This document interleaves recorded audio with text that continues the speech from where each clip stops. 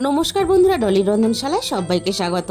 আর আজকে তোমাদের সাথে শেয়ার করব মাটনের দুর্দান্ত স্বাদের একটা নতুন রেসিপি। আর এইভাবে মাটন রান্না করলে যেমন খেতে হবে একেবারে খাসা, তেমনই কিন্তু হবে নরম তুলতুলে। আর রেসিপিটা কেউ কিন্তু স্কিপ করে দেখো না, তাহলে আমি রান্নাটা শেষ পর্যন্ত কি কি মশলা দিয়ে করেছি সেটা মিস হয়ে গেলে তাহলে রান্নাটা খেতে কিন্তু অতটা ভালো লাগবে না। আমি এখানে এই রান্নার জন্য 1 কেজি মাটন নিয়েছি। আর মাটনটা কিন্তু আমি আগে থেকে খুব ভালোভাবে ধুয়ে পরিষ্কার করে জল ঝরিয়ে নিয়েছি।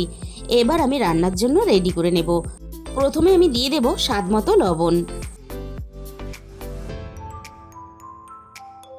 এবার আমি দিয়ে দিলাম হাফ চামচের একটু কম হলুদের গুঁড়ো, আর সাথেই দিয়ে দেব হাফ চামচ পরিমাণ কাশ্মীরি লঙ্কার গুঁড়ো।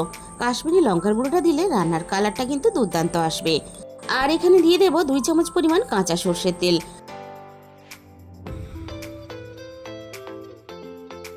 আর মাটনটা যাতে খুব তাড়াতাড়ি সিদ্ধ হয়ে যায় আর একেবারে নরম তুলোর মতো হয়, তার জন্য আমি এখানে ছোট সাইজের জায়ফলের হাফটা আমি নিয়েছি।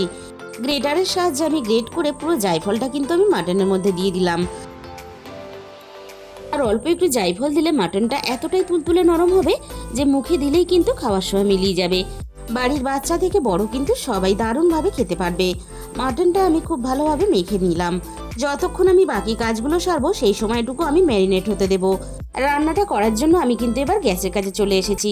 প্রথমে আমি কড়াইয়ের মধ্যে পরিমাণ মতো সর্ষের তেল দিয়ে দিলাম। তবে খুব বেশি পরিমাণ তেল দিয়ে কিন্তু আমি আজকে রান্নাটা করব না।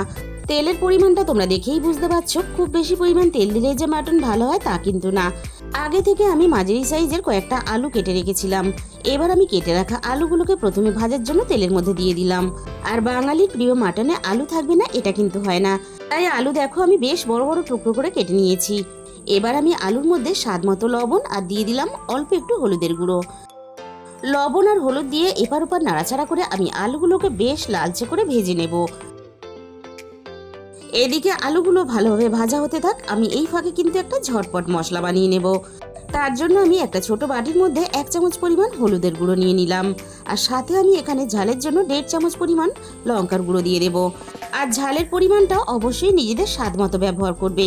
আর সাথেই আমি দিয়ে দেব 1.5 চামচ পরিমাণ ধনে গুঁড়ো। আর এই রান্নাতে আমি শুধুমাত্র ধনে গুঁড়োটাই ব্যবহার করব। জিরে গুঁড়োটা ব্যবহার করলে মাটনের স্বাদটা কিন্তু খুব একটা ভালো লাগে না। আমি এখানে এবার সামান্য পরিমাণ জল দিয়ে দিলাম।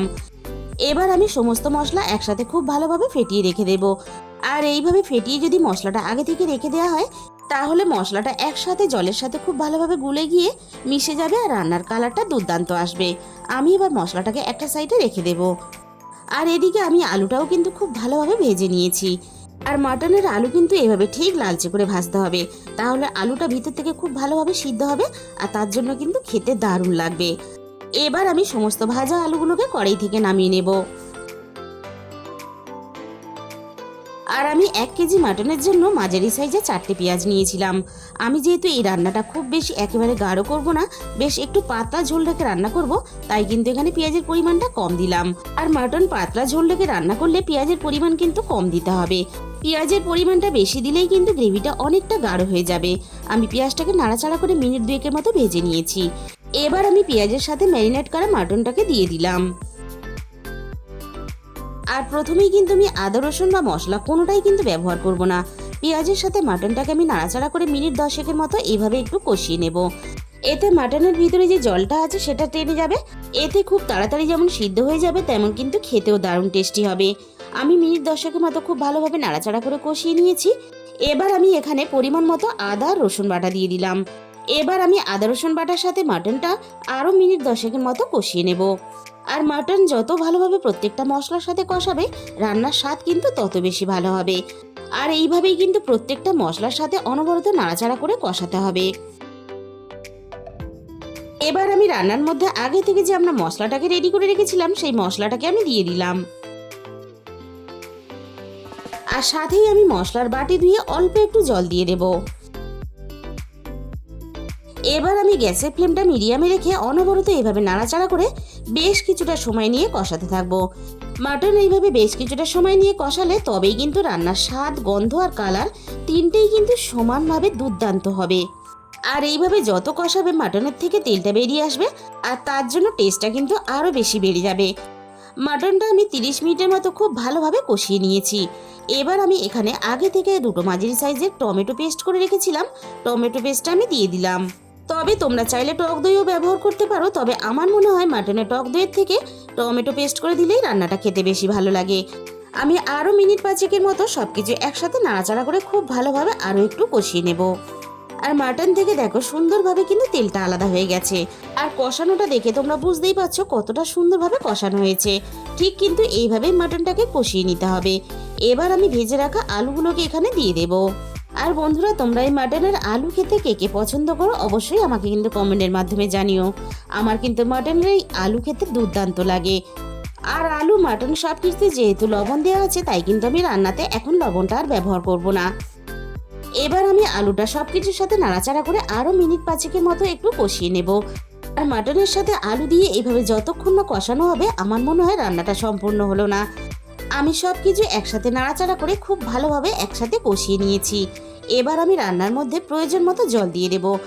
আর আমি কিন্তু রান্নাতে উষ্ণ গরম জল ব্যবহার করলাম। আর উষ্ণ গরম জল ব্যবহার করলে তাহলে কিন্তু রান্নার স্বাদটা বজায় থাকবে, আর রান্নাটাও কিন্তু খুব তাড়াতাড়ি ফুটে উঠবে। আর তার জন্য কিন্তু রান্নাটাও অনেকটা তাড়াতাড়ি হয়ে যাবে। আর ঠান্ডা জলের ব্যবহার করলে অনেক সময় কিন্তু মাটনের মধ্যে একটা শক্ত ভাব চলে আসে, আর অনেক সময় কিন্তু তার জন্য খুব ভালোভাবে সিদ্ধ হতে চায় না, আর তার জন্য কিন্তু রান্নার স্বাদটাও নষ্ট হয়ে যায়। মাটন আলু খুব ভালোভাবে সিদ্ধ হওয়ার জন্য আমি কিছুক্ষণের জন্য ঢাকা দিয়ে দিলাম। প্রায় 40 মিনিট পরে আমি কড়াই থেকে ঢাকাটাকে সরিয়ে নিলাম। এবার আমি রান্নাটাকে একটু নাড়াচাড়া করে নিলাম আর দেখে নেব সব কিছু মশলা বা লবণের পরিমাণটা ঠিক আছে কিনা। লবণের পরিমাণটা আমার এখানে একটু কম মনে হয়েছে, তাই আমি এখানে 1 চামচের মতো আরও একটু লবণ দিয়ে দিলাম। আর রান্নাটা আরও একটু হওয়ার জন্য আমি আরও কিছুক্ষণের জন্য ঢাকা দিয়ে দিলাম। মিনিট 15 পরে আমি কড়াই থেকে আবারও ঢাকাটাকে সরিয়ে নিলাম। আর রান্নার কালারটা দেখে তোমরা বুঝতেই পারছো কতটা দেখতে লোভনীয় হয়েছে। আর মাটন আলু সব কিছু কিন্তু দারুণ সিদ্ধ হয়ে গেছে। এবারে আমি তোমাদের একটা মাটন তুলে দেখিয়ে দেবো কতটা সুন্দরভাবে সিদ্ধ হয়েছে। আর অল্প একটু জায়ফল দেওয়ার জন্য কতটা ভালোভাবে সিদ্ধ হয়েছে সেটা কিন্তু তোমরা দেখেই বুঝতে পারলে। এবার আমি এখানে পরিমাণ মতো গরম মশলা গুঁড়ো দিয়ে দিলাম।